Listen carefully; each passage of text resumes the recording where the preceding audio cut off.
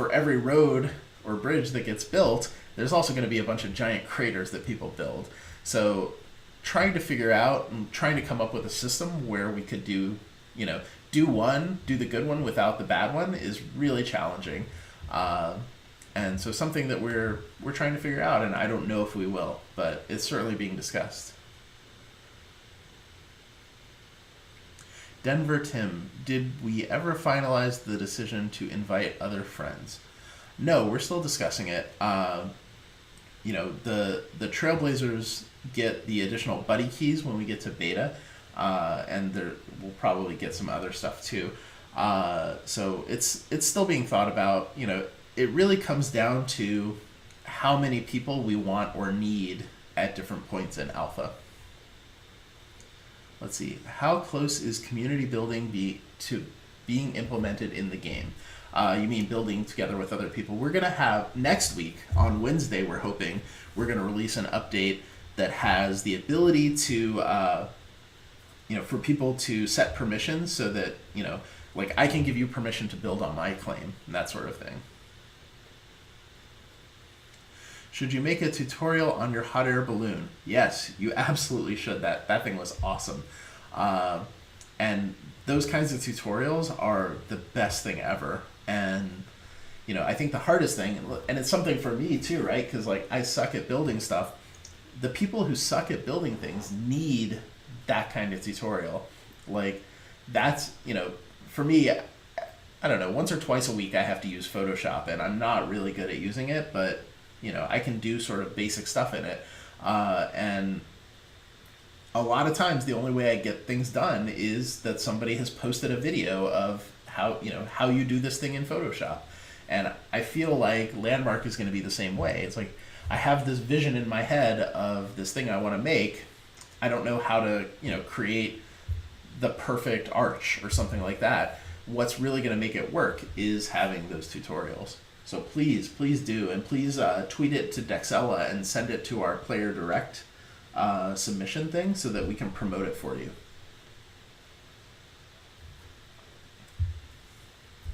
Arclich says, we got some tech gear with the Founders Packs. When can we expect to start seeing some non-fantasy props in Landmark? That's a great question. And it's one of the tricky things for us too, because the answer is really as soon as possible. One of the things that we run into is that, a big part of this, the reason for Landmark is that it's the tools that we're using to build EverQuest Next. So what do you call it? Because it's that, naturally the props and textures and biomes and things that we're building are things that are going to work well in EverQuest Next. We recognize the need to have this other stuff too. So how we implement that is something that is very much in discussion, and very much the strategy of it is something that we're working on. But yeah, we want to do it as soon as we can, and it's certainly being discussed, but yeah, we don't have a time frame on it just yet.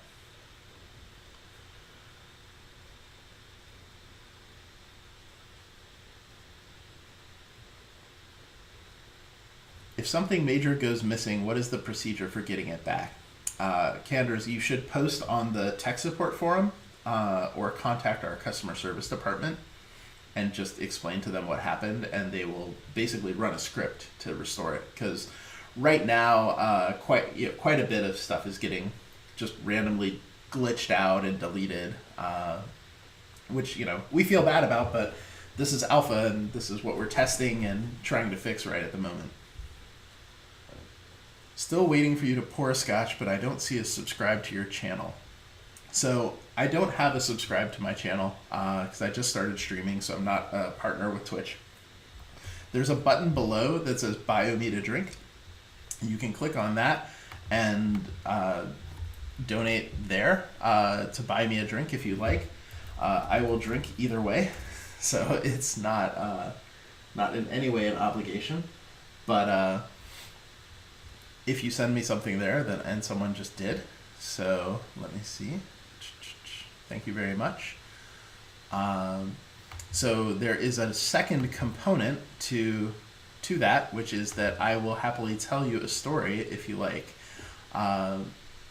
So Matthew Adams sent me a thing. I'm trying to figure out how to figure out who that person really is in the chat. Thank you very much. Let me see if I can figure this out. But anyway, so on the donations page, there are a few stories that I could tell if you like. I'm happy to tell you one of them. Just let me know. Let's see. And sorry, I have paused playing Hearthstone just because there's so many good questions, and you know the chat. The chat is to me much more important than playing the games. But if you guys get bored, just yell at me and I'll fire up another game and try to play while I'm talking.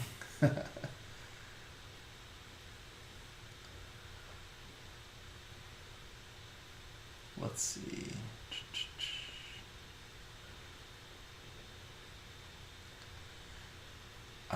Ian War says, could you please elaborate on why the contest is US only? Yeah, and this is one of those fun legal things where the rules that we got back from legal were that because there's a cash prize associated with it. And so, Matthew, could you send me an email real quick, or let me know who you are, so that if you wanted to pick one of those stories, you could. But it came back in the contest rules because the Trailblazer pack costs over $100. They want to make it a US only prize, so that's kind of a bummer. What we're gonna try to do is actually make it into two contests, one that is for the Prime Grapplers and then a second one that is for the Trailblazer pack. And for this contest, I think unfortunately it's going to be US only for the Trailblazer pack, to win the Trailblazer pack, but everything else you should be able to win either way. And we're going to work with our legal department to do international contests.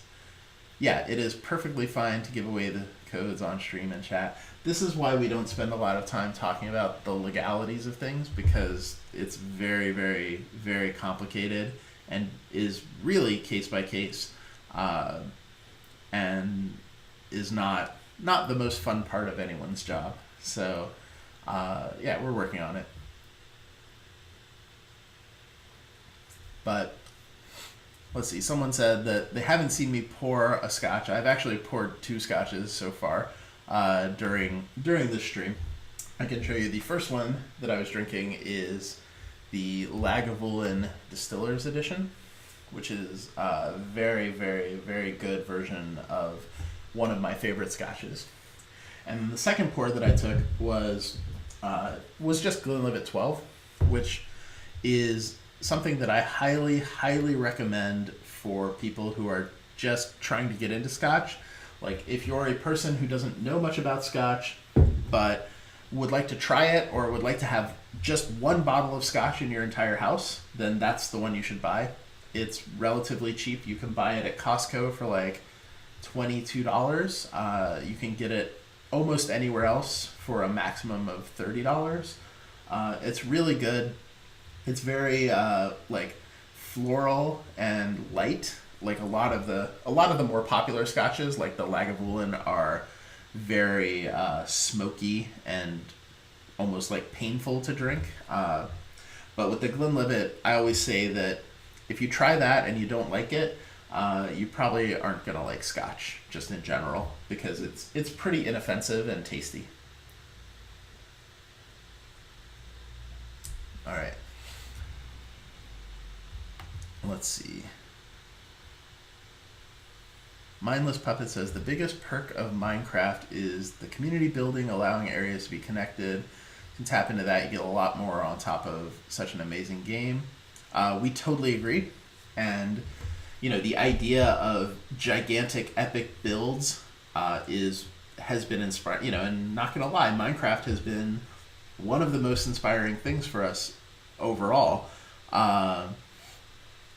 the amount of amazing things that people are able to create is just mind blowing, and we know that people are going to be able to do that in Landmark, and we're really excited for it. So the tools for that are coming, and because the world is persistent, and like from Minecraft servers, right? There's all kinds of problems with griefing and permissions, and things getting messed up by people who by trolls. So since this is a live world where anyone can come to your claim and look at it, there's all this other complexity in managing those relationships. So we're in alpha right now. We're just in the process of getting all those systems in place. And like I said, next week our update is going to have the first set of group permissions, so that you can allow people to come in and build on your claim. And that's the start of where we're going. But ultimately we want people to be able to connect tons and tons of their claims together to just have massive amounts of space to build really epic stuff. And we think we're going to get there real soon. Let's see. Will some sort of mini-map or compass be implemented? Mindless, almost certainly. I'm not 100% sure because, I've heard it's still in debate, but I think we're going to land on there should be a mini-map. I know that there's tons and tons of improvements to the whole map system being worked on right now, and the goal is that you use the map not just for figuring out where you are, but also sort of to plan your tour around the world, to like start to see what other people are building. So I'm really excited for all the different stuff that you're actually going to be able to do once that map fully surfaces things. Let's see. Can you get George to add some pipe elements that we can fit together as props for steampunk fans? You mean Dave Georgeson, the director of development? I don't know. A lot of people call him George. It's really funny.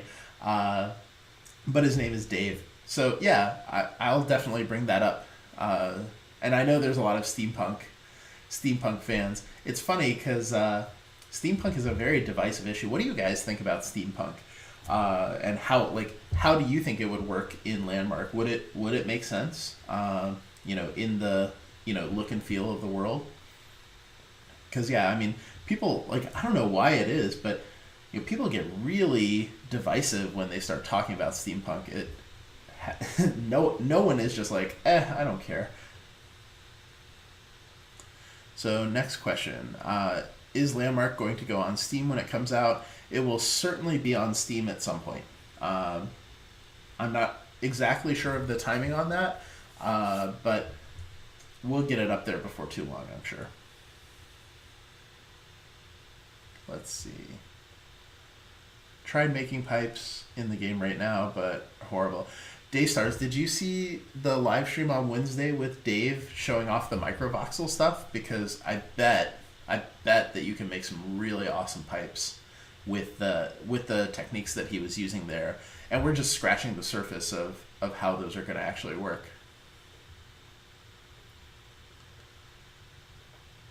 Let's see.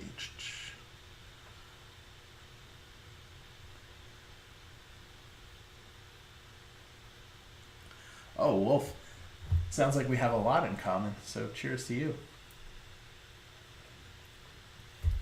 Yeah, I also really like tequila, and have been, sort of expanding my horizons there. I don't know a ton about it. I've just had a few friends recommend some really good stuff, and because I live in San Diego, I think people get really passionate about tequila around here. So it works out really well for me. I just say, hey, I don't know much about tequila, but I would love to try your favorite one, and then they end up just bringing it over to my house.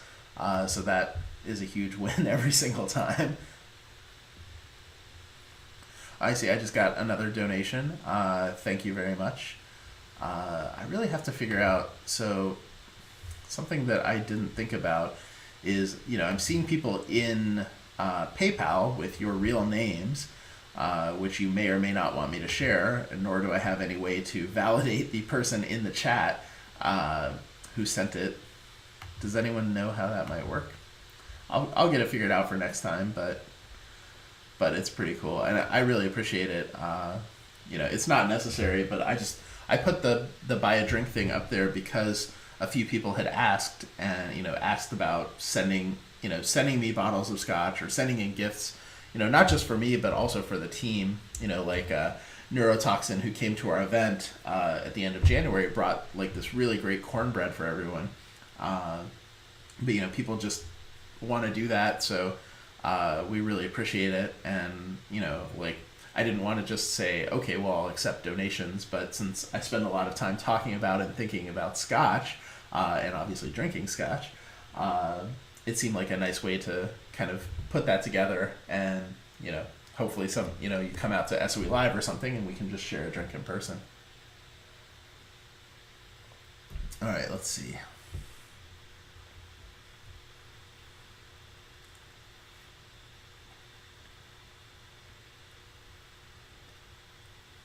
Sorry, just reading the chat. One thing, so this is my third stream, and I gotta say that I have been very impressed on all three streams with the quality of the chat and the fact that like you guys are just really passionate and smart and know your shit.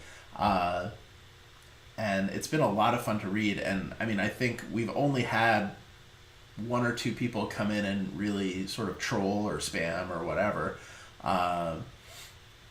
And it's been really, really gratifying. It's really the main reason that I've come back to streaming, and we'll be back on next weekend for sure too, is that it's so much fun to just hang out and talk with you guys.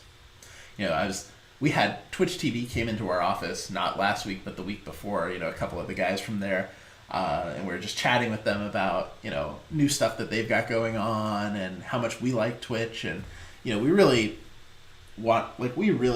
are passionate about Twitch at SOE, and how much we can support it and that sort of thing. And the way that I ended up describing it, which I thought was really funny, is Twitch is like watching TV, except when I start watching the channel gets excited that I'm watching it. And, that just, I don't even know, it's just really cool. So I'm having a lot of fun. I hope you guys are too. But, any feedback you guys have on the stream or things you would like me to do or talk about, I would love to know, because, I have a long way to go before I'm actually good at this.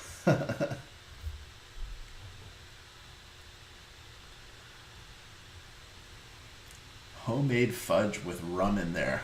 That sounds great. What kind of rum do you use? I also love rum. I have a great rum from Puerto Rico that I always get. They only sell it in Puerto Rico. It's called Ron del Barrilito, and it's so freaking good. And it's so hard to find, but I've seen it at a few places in San Francisco, a couple places in LA, and I always just go to Puerto Rico and buy it.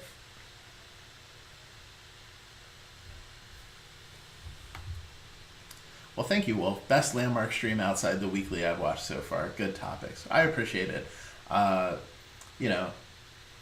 figured this is really good for us because we're so passionate about streaming. I wanted to do it too, and I've just had such a good time on our SOE official streams that I was like, well, yeah, I should just start doing this, and it's been really fun and really gratifying so far. Let's see.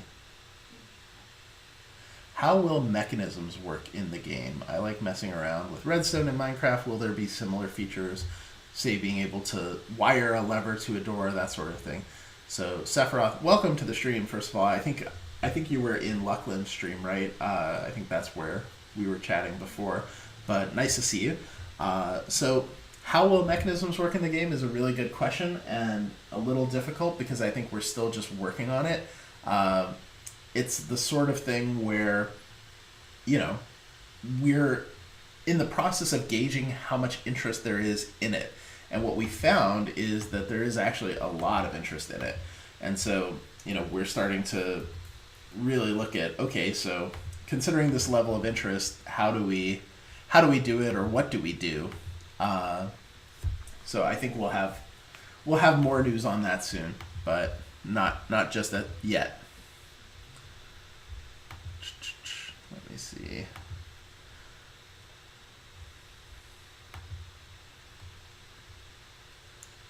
Okay, so the gentleman who bought me the drink sent me a message about which story he would like to hear, and the story is, I wouldn't be in the game industry if I hadn't stepped in a bowl of ramen noodles. So if you click on the bio me to drink thing, there's actually a list of stories that I will tell, and I've had a very baffling career so far in the game industry, and gone to a lot of places and met a lot of interesting people.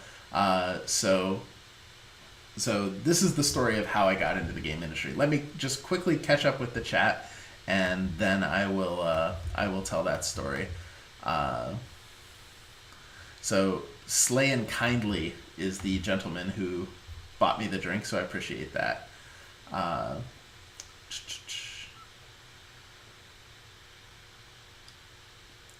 Will EQNL be available on Steam? Yes, it will definitely be available at some point.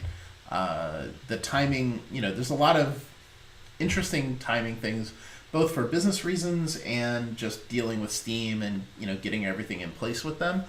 So I can't guarantee that it'll be day and date, the day it comes out, but it will certainly be on Steam fairly shortly after that. Will it be on Steambox eventually? Man, I hope so. That would be so awesome. Let's see. Okay, so I'll tell this story now. The story is how I often get asked the question, how did you get into the game industry? I think that anyone who's in the game industry gets asked this question a lot. So the way that I always answer that question is, I wouldn't be in the game industry if I hadn't stepped in a bowl of ramen noodles, which is true. So when I was in college, my first roommate, was just some guy, and he was a really nice dude, but he was really messy, and I was kind of messy, but he was like for real messy, and so I got like very clean and organized because of that, sort of like acting out about it. And so I had been out one night, I don't know, it was like 2 or 3 o'clock in the morning. I would want to say I was doing something cool, but I probably wasn't. It was like 2 or 3 in the morning. I come back to the dorm room, and I open the door, and it had been raining, so my shoes are all wet.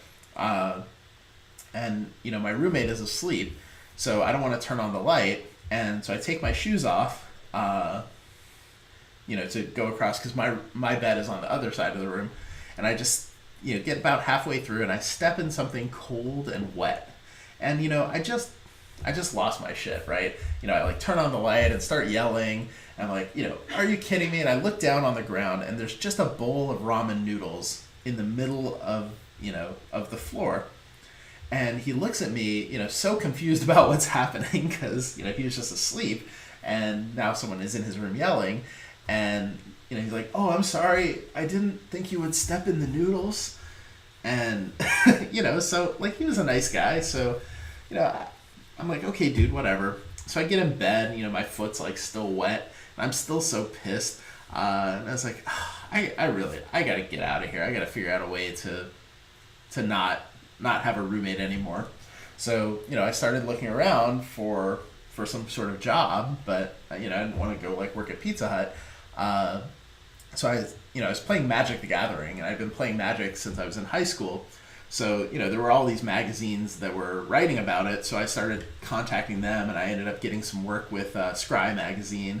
And then the guy who owned the comic shop in the town where I went to high school was trying to sell Magic cards on the internet. This was a long time ago when selling things on the internet was like a new concept.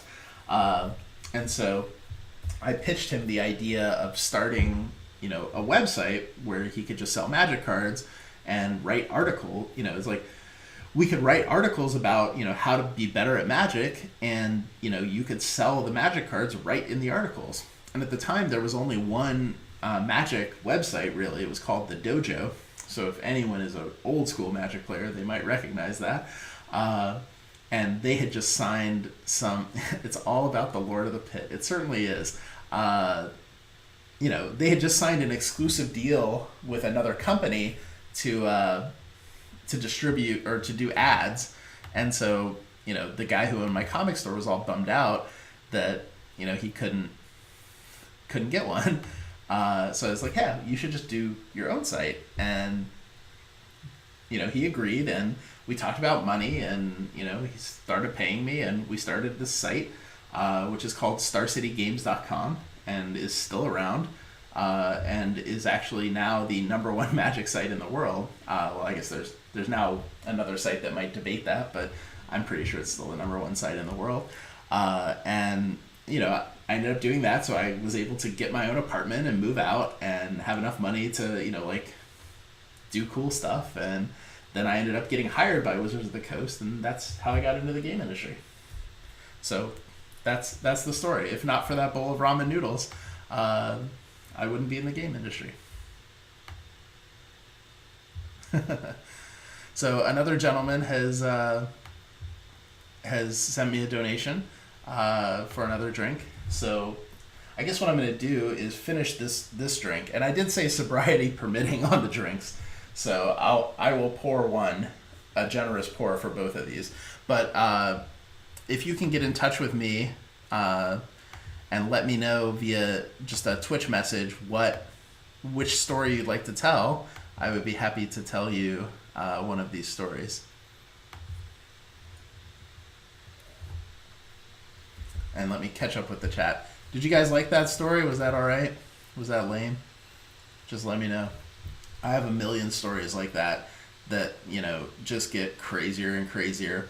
The amount of times in my career, that I've just looked around at some situation and said, like, oh my God, what is happening, is pretty amazing.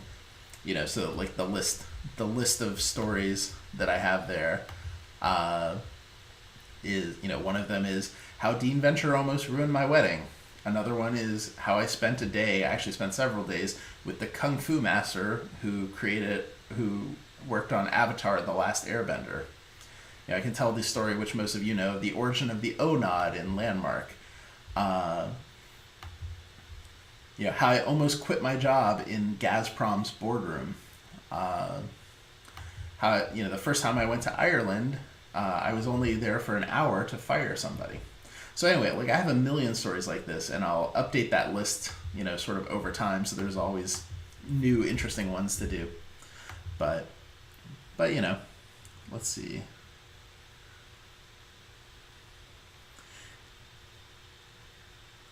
So Mindless Puppets just asked if there's any way to get some of those Prime Grappler codes for EQNL streamers. The answer to that is absolutely yes. We give them out a lot. They were originally created for our event at the end of January, but we've started using them exclusively, on streams, on Twitter, that sort of thing, to promote the game. So that's why we're giving some of them out here. But if you message me, give me your contact information, show me your stream and that sort of thing, we can put you into what we call our insider program. And that's all about supporting sort of the mid-level streamers or newer streamers who are trying to build their audiences. And so we can help you get codes to give out, founders packs to give out, and there's other stuff as well too. So I'm happy to give you all the details on that.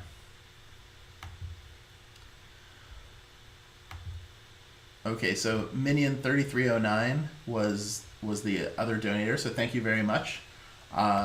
Let me answer a couple questions, and the story that he requested is, I went to Dublin for an hour to fire someone. So I will tell that in just a moment. Let me finish this scotch so I can pour another one for the two of you guys who donated, and the third donator who only did a $5 donation, so doesn't technically get a story, but I will certainly drink some in his honor as well.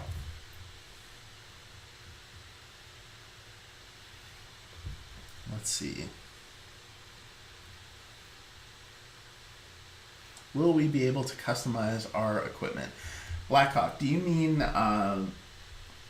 artistically, like the way it looks, or in stats and things like that? Okay, so this is going to be my third pour of scotch for the night, so we're probably getting close to wrapping up on me actually pouring scotches. And this one is another one of my favorites. It is Lafroig 10. Let me see, trying to see if it's showing in the screen. Yeah. Lafroig 10, and this is the sort of baseline Lafroig. It's one of my favorites. It's very, very smoky. The ones that I like the most are these. They're peat filtered, so they use this very like smoky, earthy flavoring in the process, and it adds this sort of like, I don't want to say level of harshness, but it does make it kind of harsh. But the flavor is just incredible. And Lafroig and Lagavulin are both incredible. Windows, oh, thank you very much. I do appreciate it, and it's very nice of you. So cheers to all three of you. Paradox, yeah, I was talking to Super Fancy Unicorn today, and it turns out it's funny because Krona had sent me a message about her, and I went to look at her stream real quick, and then I went again because I missed the stream yesterday, and I went again to look at her page, and I was like, oh crap, I know her. She actually does some work for SOE, and I met her at the last SOE Live. So, I was just talking to her about that. Yeah, we're absolutely going to hook her up and, promote her. We like to promote everyone. The fact that she works for SOE means that we're doubly interested in promoting her. Okay, so let me see. Sephiroth, we're using the Twitch giveaways app, and it's just for anyone who's watching, because it's a fairly small group of people, and people tend to stay for most of the stream. I figured it would just be better to, give them away to anybody who's in the stream rather than having people register for them. But let's see. Yeah, Sephiroth, absolutely. And for anyone who is streaming, please just let me know, even if your stream is super, super small, like if you're streaming, like just tweet me, like follow me on Twitter, right below the stream, just click on that link and follow me there. Anytime you're streaming, just send me a link and say, hey dude, I'm streaming Landmark and I would love you to stop by. And honestly, if I'm at a computer and somewhere that I can stop by, I will, and just come in, say hi, talk to you. Sometimes I'll give away some codes or whatever, but it's always pretty fun. So yeah, definitely, like, we love Twitch and we really want to support people who are streaming on Twitch. So, it's really important to us and, a passion for me as well. Let's see. Okay, cool. So let me tell the story of how I went to Dublin for an hour to fire someone. This is actually this is one story in a series of crazy stories that all happened on this one trip. I went on a trip to Moscow with the billionaire who owned Upper Deck. We went to, I want to say, 9 countries in 6 days. On his jet, we were with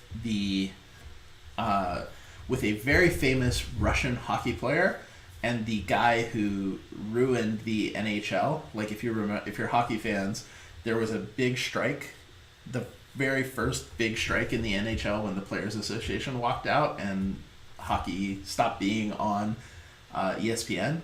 This is the guy whose idea it was. He was on this trip too. So we ended up flying.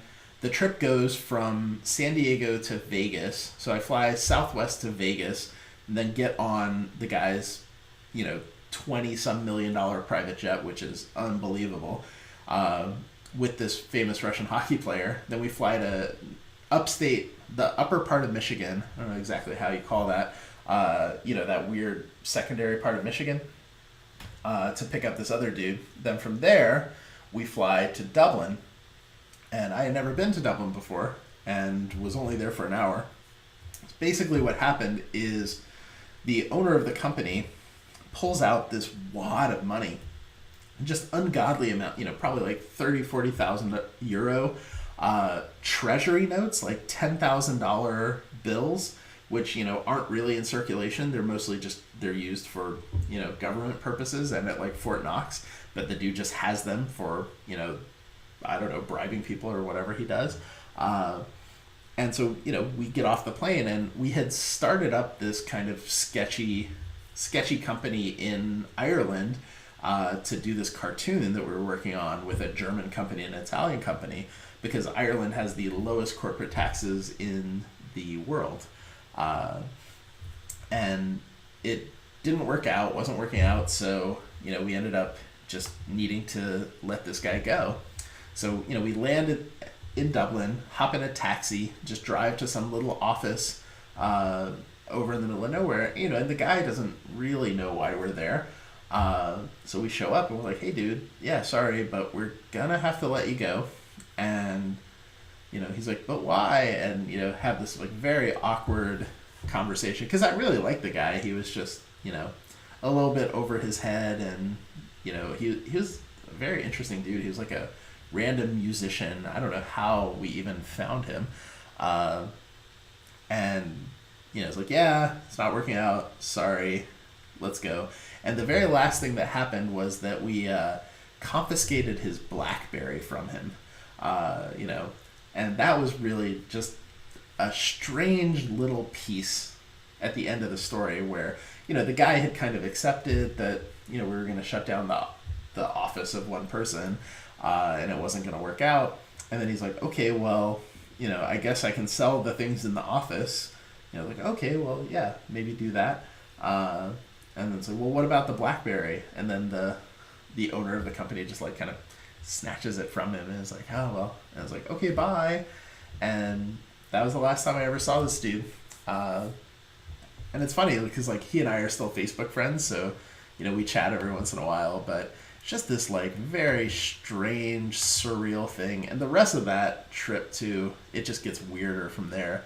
And I imagine that when I refresh that list of awkward stories, that several more of them will end up on there. but yeah, so that's the story of how I flew to Ireland to fire a guy. All right, let me see where we are in the chat.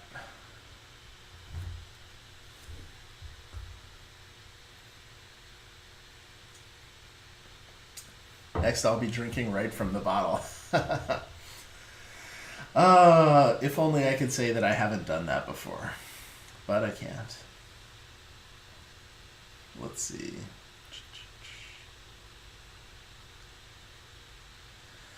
Are the codes we get usable if we get into beta? No. These codes are for the Prime Grappler, which is specifically something for alpha, and it's going to be wiped at the end of alpha. Now, when we get to beta, we're going to have a new item. We're still working on what it'll be. It'll be something in the same, the same vein, but, just different from the grappler. And we're actually trying to do this more often, and these things will be mostly for the streamers, right? Because we want our fans to actually be going and listening to people, listening to people like Luckland, listening to people like Lock 6 Time, like Tobrin, like Geek Domo, like the Evercast show, all these people who are actually out there commenting and talking about the game and showing people the game, because their recommendations, their thoughts, and sorry, Reese, Legendary Neurotoxin, who's in chat too, and if you guys aren't following him, you definitely should. If you're a hardcore player, like someone who really likes the minutia and the detail and the strategy that goes into this, Legendary Neurotoxin is one of the most like thoughtful, analytical people about that stuff that I've seen streaming. I would definitely throw him a follow. And if he just maybe can talk, because I know he's in the chat and he's been saying some good stuff and asking some good questions. I don't always answer his questions because some of them are kind of like what I was saying with Wolf, a little bit over the heads of the average person. So, something maybe we'd talk about offline. But yeah, a really interesting dude. So I highly recommend it. Oh, and I see all the Luckland fans. Yes, we love you too. And it's been a lot of fun. Oh, did he just send a whole bunch more people over? Well, welcome to the stream. If you guys are just joining us, my name is Omi Daryani. I'm the senior brand manager of the EverQuest franchise. So I can talk to you about EverQuest, EverQuest 2, Landmark, or EverQuest Next. So I'm happy to answer questions about that. I was streaming Hearthstone. I've actually temporarily stopped doing that because the chat has gotten interesting enough that we're just talking. But I will get back to that hopefully fairly shortly. Yeah. Oh, and there's Minecraft WB is Lucklin, is the guy that I've been talking about that I met yesterday. And Lucklin, I was telling the story about how excited we were coming into your chat yesterday. So I won't repeat it, but I would highly recommend watching this video because it was really cool yesterday to come in and just watch your reactions and that sort of thing. And if you guys aren't following him, you definitely should. Minecraft WB, who just joined the chat, is a pretty awesome dude, and I think he's primarily a Minecraft streamer, but was just gifted a Trailblazer pack by Dan, I think, I want to say, who's in the chat also. Cadillac Don, who's in the chat also. And so yesterday was the first time he was streaming Landmark, and it was really cool. And he said he's going to stream it a lot more, and considering like his level of expertise on Minecraft and the fact that he's going to do that for Landmark 2, definitely someone you're going to want to follow. So there you go, Lucklin. You can get the dozens of my followers joining you. I know that doesn't matter that much considering how large your channel is, but here's to you, man. Uh-oh. Did it just go down?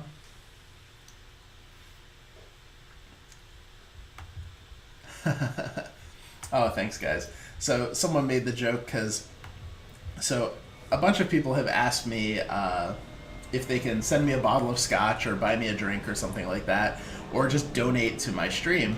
And I didn't really want to just, I didn't really want to accept donations. Yeah, I noticed, but it looks like it's back. Everyone sees it now? Cool. I didn't want to just accept donations because, I don't know, it just feels a little weird to me so far, since I'm not really doing this super regularly. But people have asked to buy me a drink, so I actually put a thing on that's, you can buy me a drink, because every time I stream, I'm basically going to use it as an excuse to drink scotch, which is, what I do. Everything in my life is just an excuse to drink scotch. So if you want to buy me a drink, then we can definitely do that, and I'll tell you a story. So if you click on that link to buy me a drink, there's several stories that I'm happy to tell. And I've told 2 of them so far on the stream today, and hopefully you guys have thought that they were all right. Can I send you really high-end weed instead of scotch? Well, I think you're going to have some problems with the federal government on that one, but, I guess go nuts. Use donations towards the Scotch after party at the SOE Live pool party. That's a great idea, and probably at least indirectly will happen. I mean, one of the things, so I have a pretty decent Scotch collection around the house, and I spend a lot of time entertaining people in the game industry because I'm in the game industry. So one of the draws to my house is that I do have like kind of this unusual Scotch collection. So we do a lot of tasting and that sort of thing here. And so pretty much anyone who's in the game industry or the entertainment industry who shows up at my house is going to be trying some of these scotches. So, when you're buying me a drink, you're actually like buying a drink for a lot of folks that you would probably like to, show your appreciation to.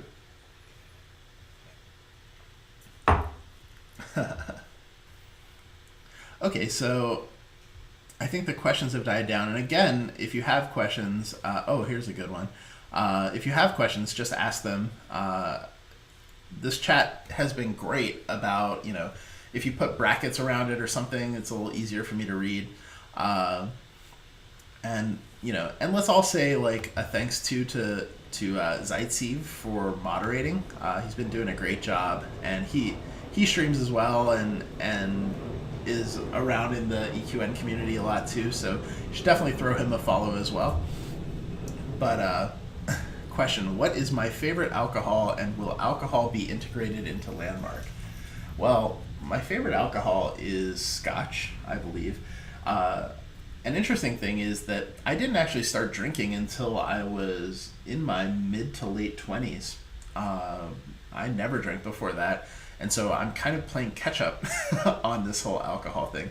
But I love Scotch. I really like any alcohol that has rich flavor that, just, has that like good taste. So, I'm very agnostic about types of liquor.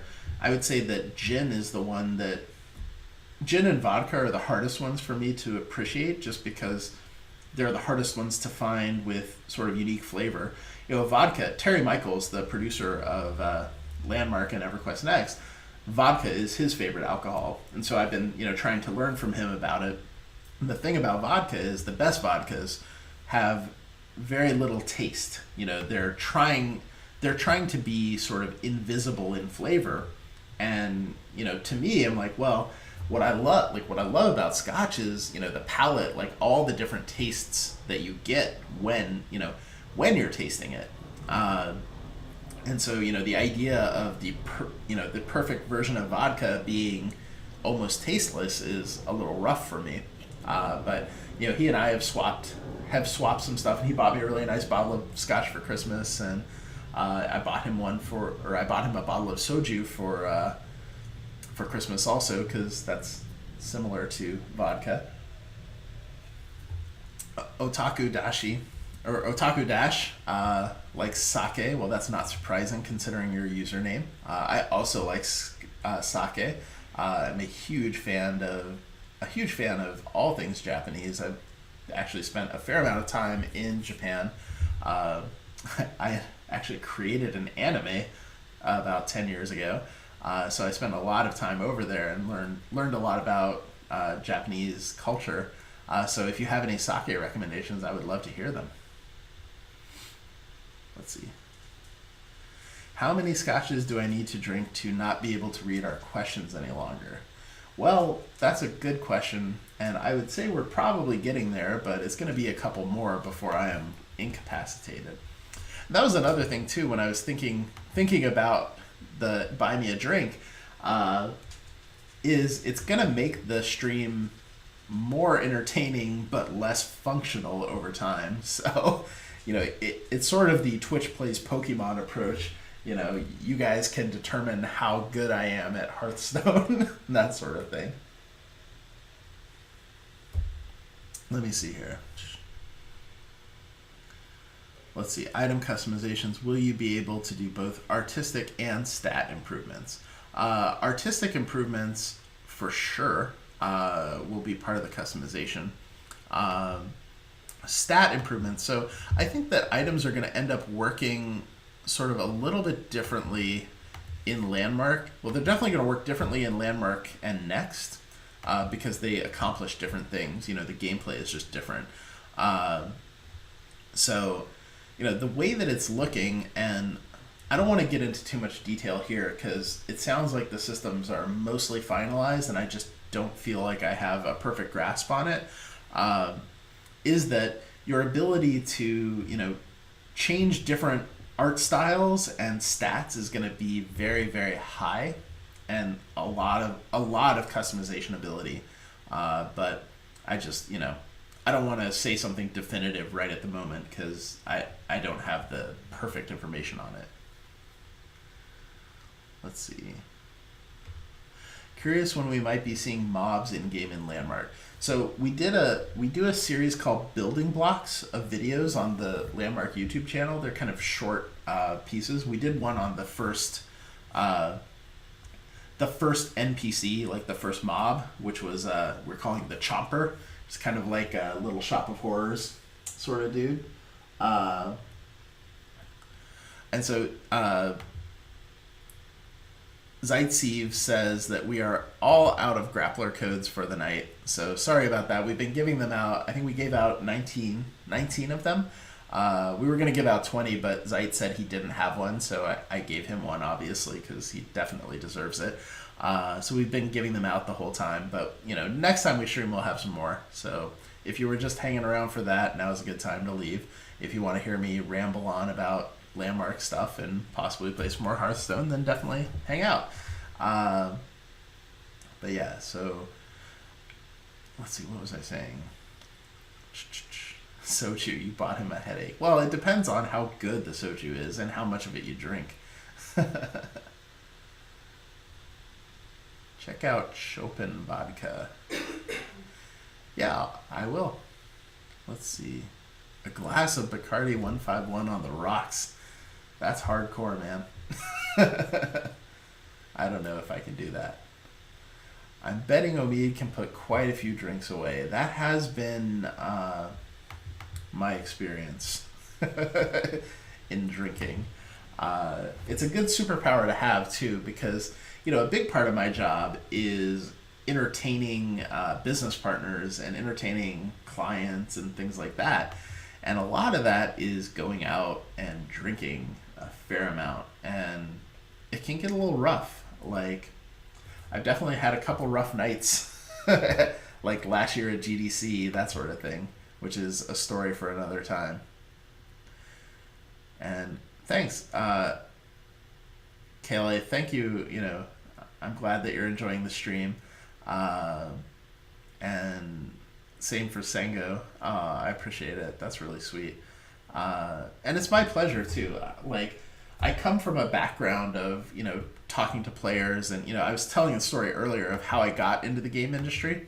And, I started a website called StarCityGames.com, which is, a Magic the Gathering site that's still around.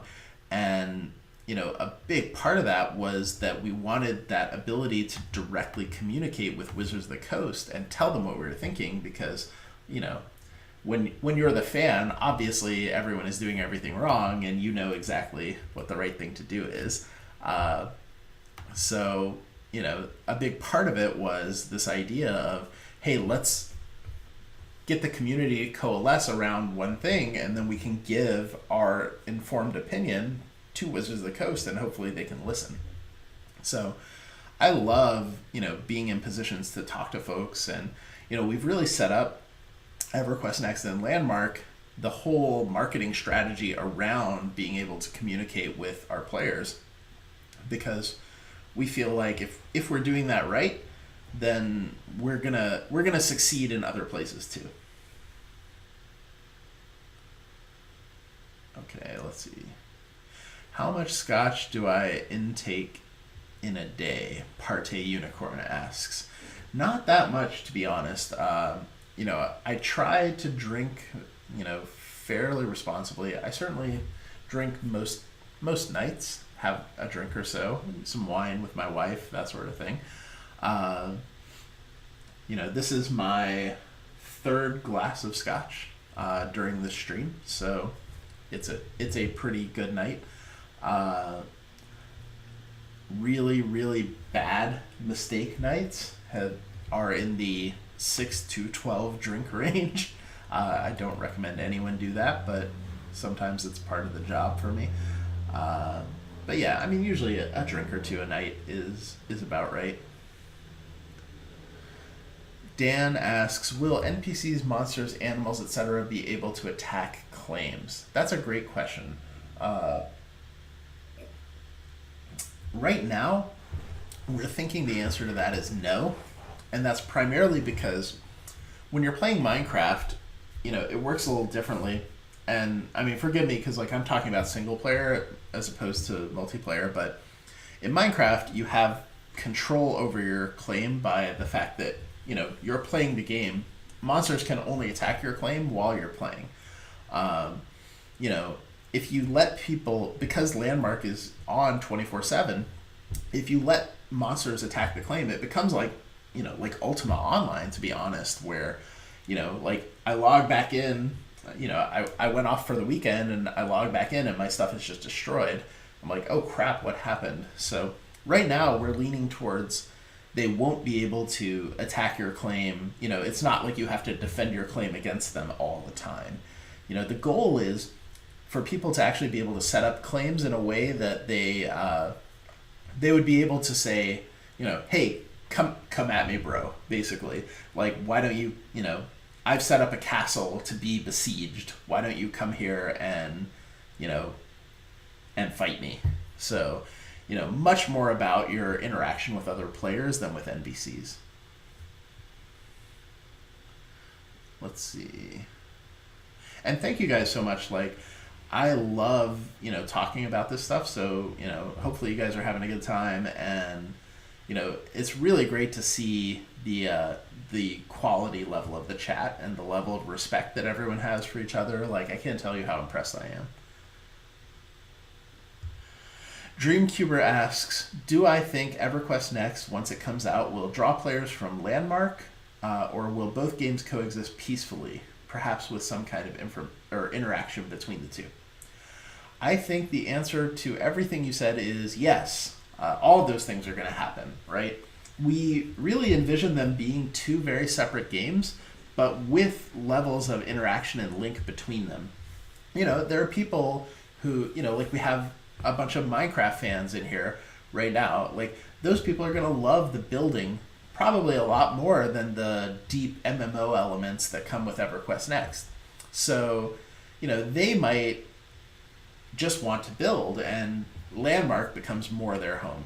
You know, and then for a lot of the traditional SOE players, EverQuest Next is going to feel a lot more like home. But what we want to do is put enough links between the two that whichever one you want to play, there's good reasons to at least dip your toe into the other one, right?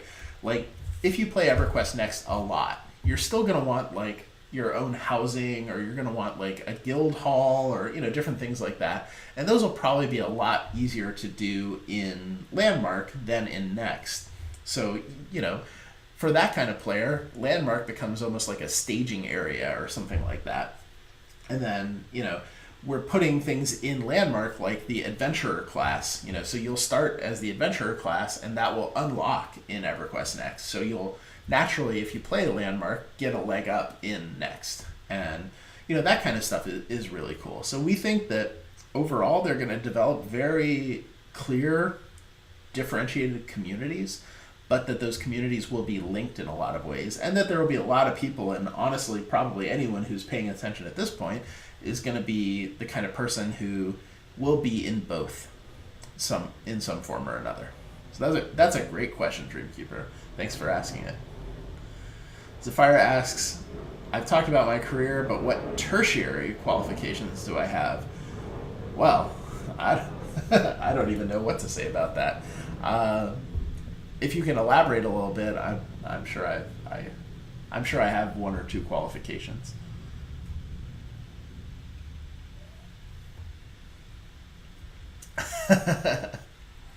Yeah, Breweiser 5000. I'll definitely mention that. I mean, they know it's just a bug. We'll get that sorted out.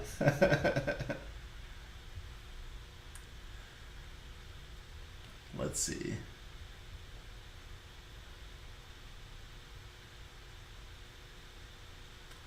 Sorry, I'm just reading the chat. There's a lot of good stuff. Belgian triple is half table sugar. I didn't know that. That's pretty impressive.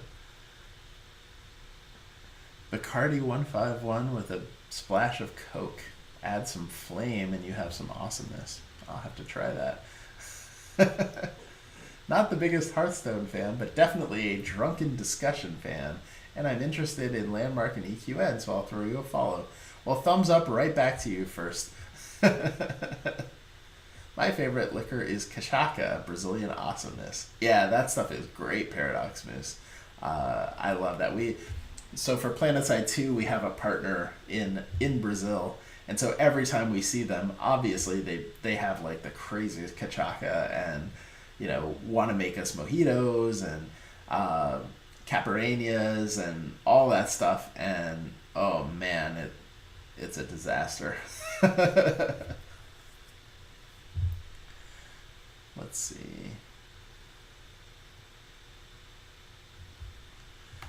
Sorry guys, just trying to catch up. There's a lot of stuff going on, and really appreciate it. Oh, I got another donation. So if you can send me a Twitch message with which story you'd like to hear, I'd be happy to tell that. And thank you very much.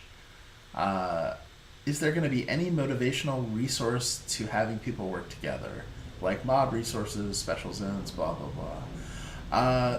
So we're definitely looking at things like group boosts for mining together and exploring together. We absolutely want people playing together. One of the things too, and I think I mentioned it in one of the roundtable discussions, is the very first time that I heard about EverQuest Next, right when I got to the company, I sat down with Dave Georgeson, Terry Michaels, Jeff Butler, and Darren McPherson. So, the director of development, senior producer, the creative director, and the lead game designer. And they were, just talking me through the concept. And then afterwards, we had this really nice philosophical discussion about what we're trying to do in EverQuest Next. And Jeff Butler said something that in the official stream, I think we said it more politely, but in my stream, I can tell you the way that he actually said it, was that, we never want you to be dicked over by other people existing in the world. Like that feeling when, like in World of Warcraft, for example, like there's the mining nodes, and I see the mining node that I want, and it's too far away, and someone gets there before I do. He mines it, and then it's gone. I now think, damn you guy over there. I wish you didn't exist so I could have gotten that mining node. And that's pretty common, right? Like that happens in a lot of games, and it's very easy in MMOs, and SOE MMOs have that too, right? Like the spawn camping and things like that. But a big part of how we want to design this game is so that you feel, when you see another person, you say, oh, how can we work together? What can you do for me? What can we do together? And so that's a huge part of the design decision.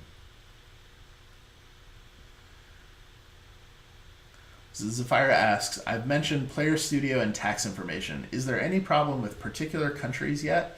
I'm keen to use Landmark as a creative outlook, and income can't hurt.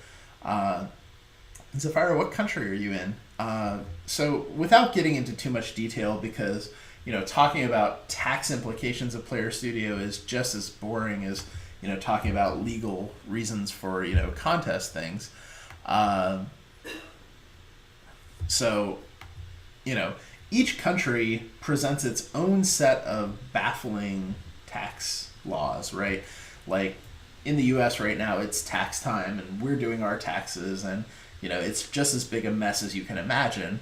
Now imagine that I'm trying to pass money from the US to Germany, through the EU or whatever. Like every single one of them just has to be set up separately and is complicated.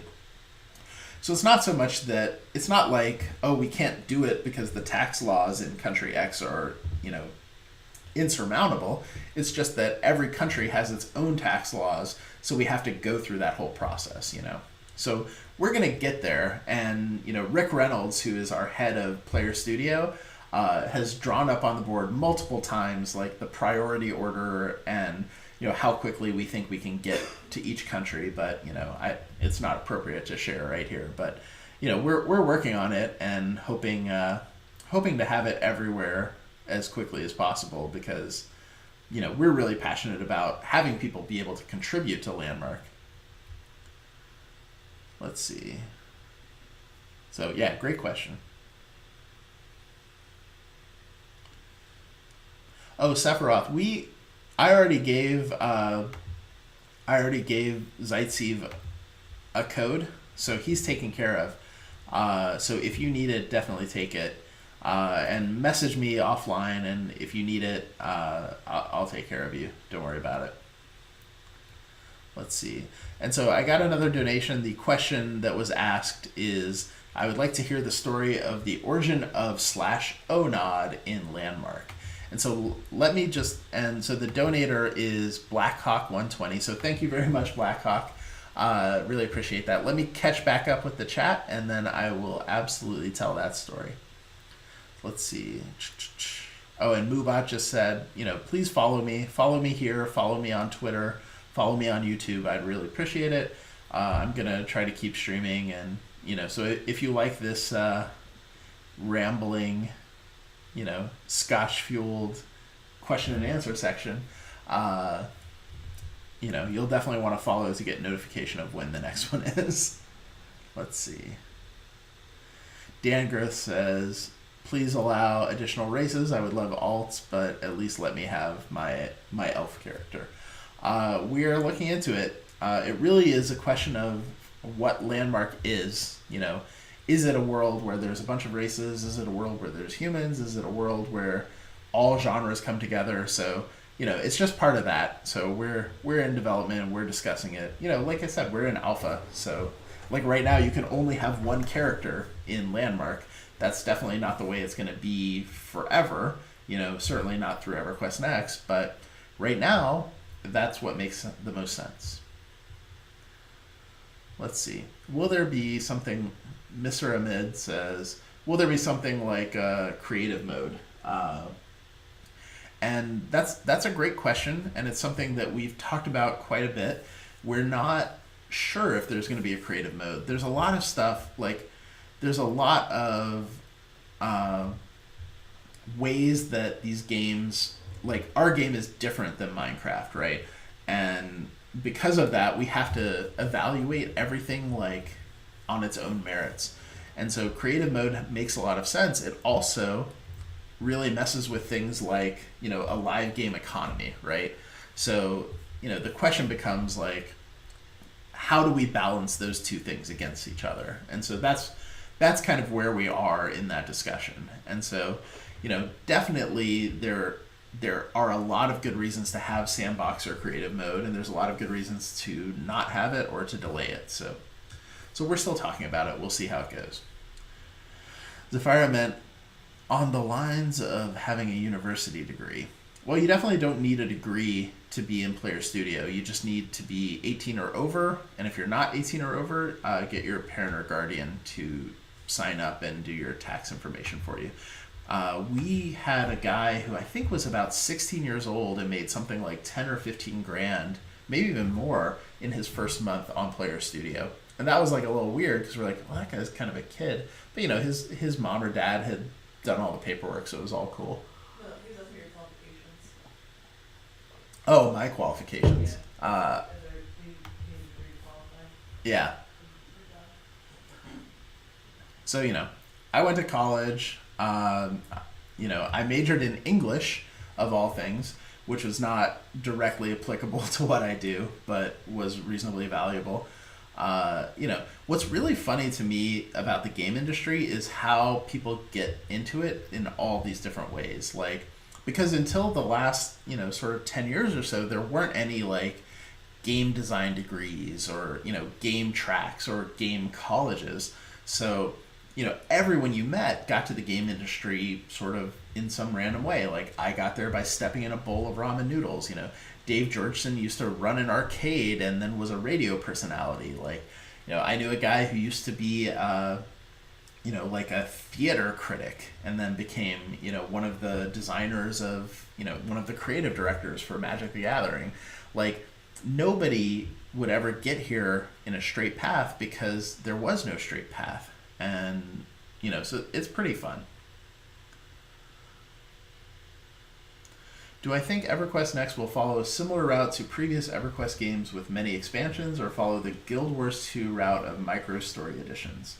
Well, it's an interesting question. I don't think we're going to go the expansion route. Certainly, this could all change because we're still a little ways away, but it doesn't seem like we're going to go the expansion content route. I think we're going to go the free-to-play, constant content updates, constant missions and that sort of thing, to keep the game fresh. We have a whole system called Rallying Calls that's kind of about that. Any news on VoIP coming to Landmark soon? Yeah, it's coming fairly soon. I can't remember exactly when. It's definitely high on the priority list. And we have a thing called SOE Mote that's kind of similar. Oh, Kimball. Yeah, if you're in the EU and you're still watching, that's pretty hardcore. So thanks, and I hope your Sunday is not doesn't require you to be up too early. If I didn't end up in the game industry, what do I think I would have done? That's a great question. I actually have been in other industries as well. I was in the animation industry for a while. I worked on cartoons, and then I was also in like trading card games and board games and stuff like that, which is a little bit different. I have no idea what I would have done otherwise. You know, the thing that I always thought was most interesting was being a traffic engineer. One of those guys who, determines like the correct flow of traffic to stop traffic jams. So I'm pretty glad that I became, a person in the game industry because that doesn't sound like a great secondary option.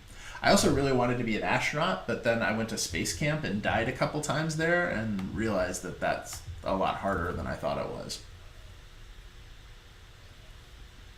All right.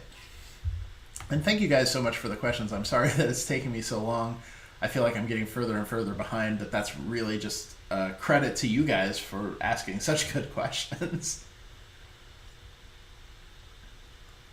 Let me see.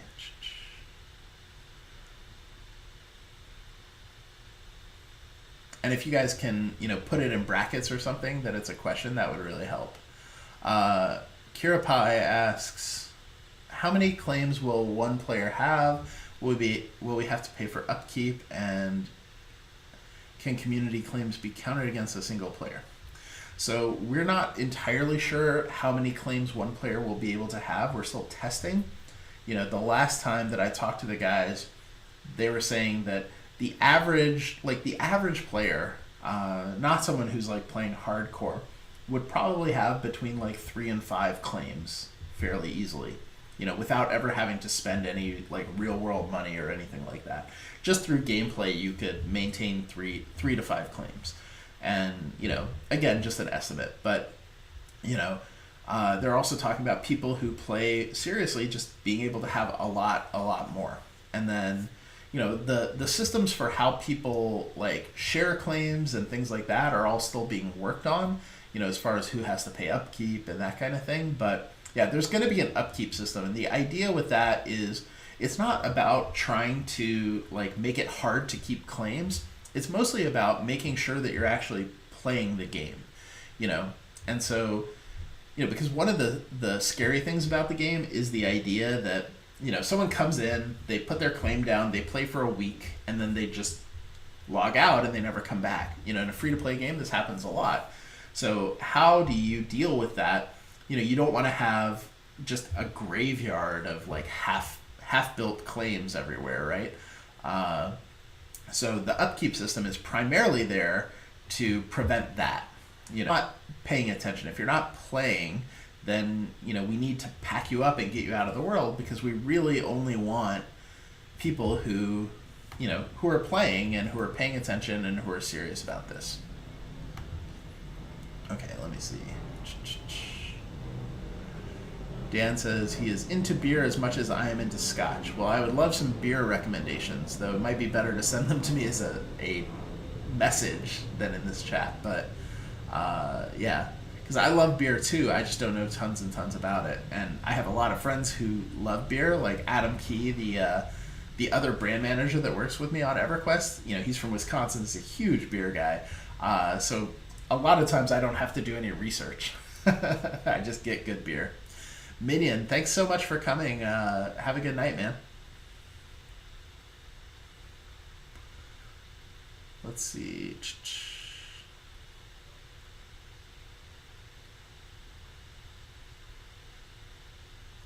Sharon's Call. Yeah, I used to play Sharon's Call. Actually, I'd say that was probably in my top 5 MMOs that I've played the most of.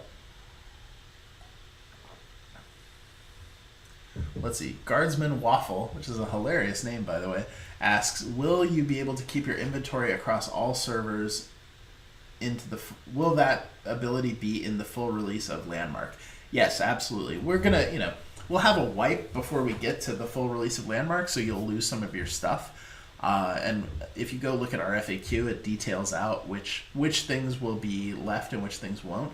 primarily you're gonna lose some of your progression. You're gonna lose your resources, but you'll get to keep any like the templates that you've made, so you won't lose your creations. But yeah, in Landmark, we want you to be able to go between servers seamlessly, because people are going to be building cool things all over. We want you to be able to go see them. Okay.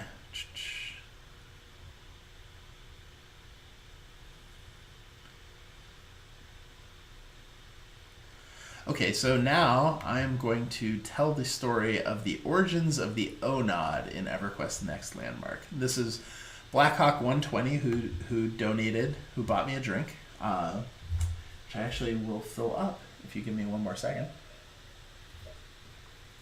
And I'm going to go with the Glenlivet because I need something that's not super, super harsh after the Lafroig and Lagavulin, which are a lot stronger. So for folks who don't know, and if you go to my YouTube channel, you can see there's a playlist called ONOD that has the in-game emote as well as the original piece for what happened. But basically, I do a thing called the Roundtable with members of the development team of EverQuest Next. And for people who are familiar, it's really easy. But for those who aren't, what we wanted to do is we wanted to create the ability for our community to give us feedback on any design decisions that were still up in the air, right? So things that we're actually debating and discussing in the office right now, we'd like to be able to pose some of those questions out to our audience and use it kind of like a focus group. So every week we ask a new question on everquestnext.com. That's something that we're debating. And then we let the discussion go for a couple weeks, and then we record a video where we kind of wrap it up and say, it's like, so here's what we were talking about, here's the community feedback, and here's what we're thinking now. And a lot of these things are still being designed because EverQuest Next is down the road still, but here's where we're going, and then take additional feedback too. And we don't always agree with the community, or we don't always do the same things. And sometimes the community suggestions are so cool that it completely changes our design directions. So it's a really awesome program. And I really like it. And I think everyone is having a lot of fun with it. So yeah, Legendary Neurotoxin says it's episode 9. I can't verify that, but he's really smart, so he's probably right. So it was an episode with Rosie Rappaport, who's our senior art director, in charge of the style, the look, and the feel of the game. And Rosie is also, I think, one of the people who's like more nervous in front of the camera. Like, being in front of a camera is really hard. For the folks that stream, you know what I mean. Like, it's really difficult to do it. And when we hire game designers and art directors and things like that, we don't hire them for their personability. We don't hire them because they're good in front of a camera. We hire them because it's a good art director or a good game designer or whatever. So we expect varying levels with that. And Rosie is great. She's seems a little nervous sometimes. So we're talking about concept art and how a creation goes from being an idea to a final design. And so she's explaining that we're going to post some Ixar character designs onto our forum and let you guys tell us what you think about them. And she's cautioning that when we post Ixar, or when we do this very early concept art where we're trying to figure out even just what the characters look like, the shape of their bodies, that a lot of those pictures, the characters are naked. And so right when she says that, I just thought it would be funny to kind of, I'm paying attention to her, she's over here talking, I'm like, and then she says that, and I just look at the camera and then go right back to listening to her, finish her idea. And I don't know, I thought it was pretty funny, but people thought it was hilarious. And so, the next day, the GIF was, online, the second that we put it out, getting sent around. and it was everywhere. And the next morning in the office, I think 2 or 3 times before 10 a.m., the the GIF of me doing it had been sent around, as a joke, and then a player on Twitter actually suggested to Dave that they put it into the game, and Dave was like, "Oh, that's really funny," and just didn't tell me, and went ahead and had his team do it. So in Landmark, if you type /onod into the game, the emote actually just does this, and in the chat it says, "You nod like Omid."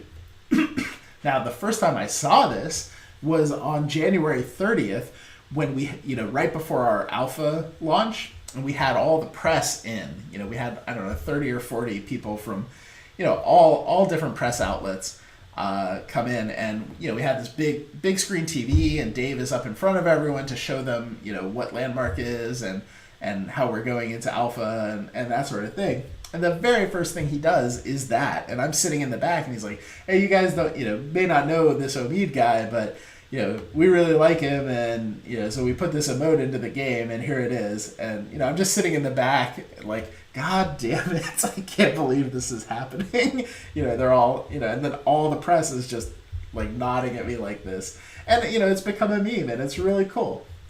So I really like it, and I'm very flattered that they thought it was funny enough to put in the game. And as far as memes go, I guess I could have done a lot worse, right? At least I'm not like Bad Luck Brian. So that's the story of the Onod, which is in the game. So all you have to do is type /Onod, and you too can nod like Omid. So thank you very much, sir. Blackhawk 120, this is to you. Appreciate it. And hopefully that story was worth it. So let me try to catch up with the chat and see where we are.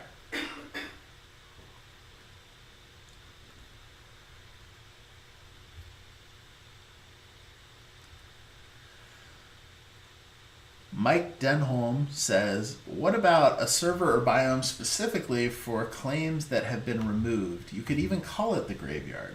It's actually a pretty cool suggestion.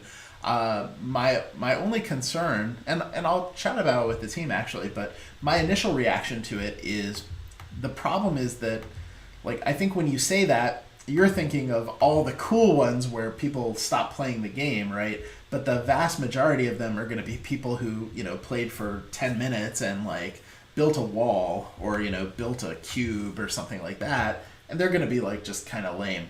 But, you never know. Like it may actually work out to be something interesting. So cool idea. Kadzu says, "First off, hi, I'm from Oklahoma. Hello, my parents actually live in Oklahoma, so I've spent a fair amount of time there. Question is about recipes at release. Will we have to find each one out in the world, or will certain ones be like they are now?"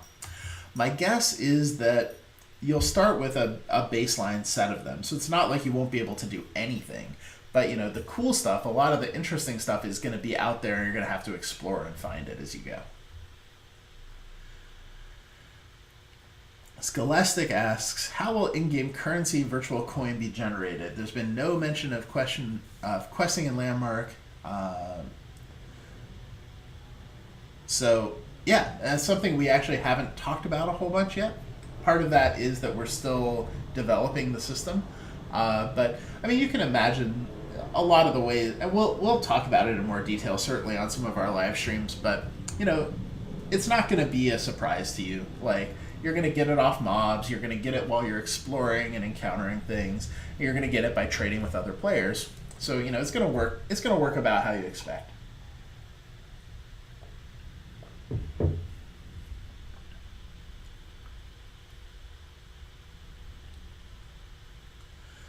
Dreamcuber asks, "For those of you at SOE who have tried Oculus Rift in Landmark, what do you feel so far about VR in the game?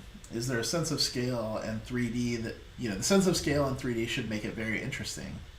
Yeah, so we actually have been looking into it quite a bit, and that's another great question, man, so thank you. We've been looking into it quite a bit. Jeff Butler, our creative director, in one of our early videos, actually has the Oculus Rift on while he's looking at stuff. And we're trying to figure out if it makes sense to support it, but we absolutely see the value in it and see the ways that it would be cool.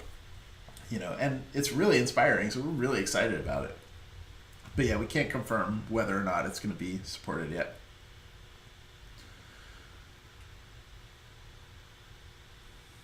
Paradox Moose says, one of the main reasons I got an alpha package was to help change the game, but I don't feel like I've done such yet. How can I make more of an impact beyond just posting in the suggestion thread on Reddit?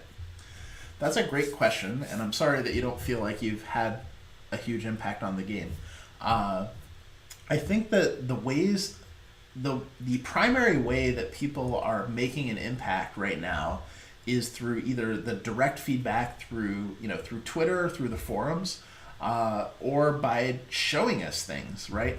Like the microvoxels thing that happened last week, came from a player. Like a player invented this new way of interacting with voxels, and that has completely sent us back to the drawing board on a whole bunch of things, because we didn't even know that microvoxels existed in the game, that they were even a possibility, so it's almost like discovering a new particle or something in quantum physics, and now you have to go back and reevaluate everything.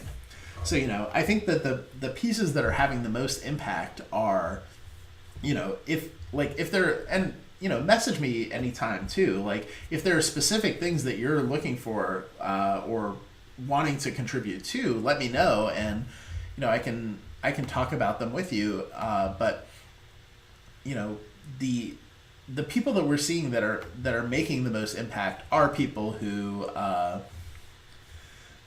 who are presenting like their ideas visually, I would say. So that would be my recommendation, I guess. Let's see.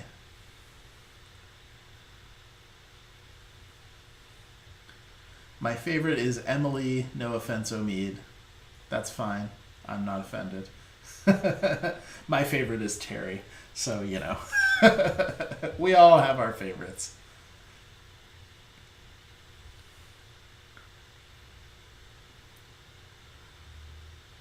Could other players donate maintenance to extra cool claims that players have abandoned? Well, so that's a really great suggestion. So one of the things that we're talking about is having a system in the game where you can basically like leave a tip for somebody, right?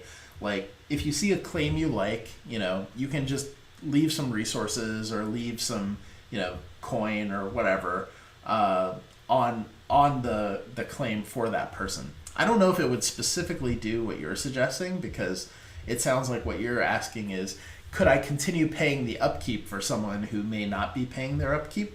And, that kind of gets back to that idea of, well, if they're not paying their upkeep and they're not playing, are they the sort of person that we actually want around in the game? And I don't know if that's the case. So yeah, it's an interesting point, and we'll see. But we definitely want to have ways in game for players to be able to support and encourage people who are doing awesome things. So hopefully if this person has built something so cool, like they should never want to abandon it, right?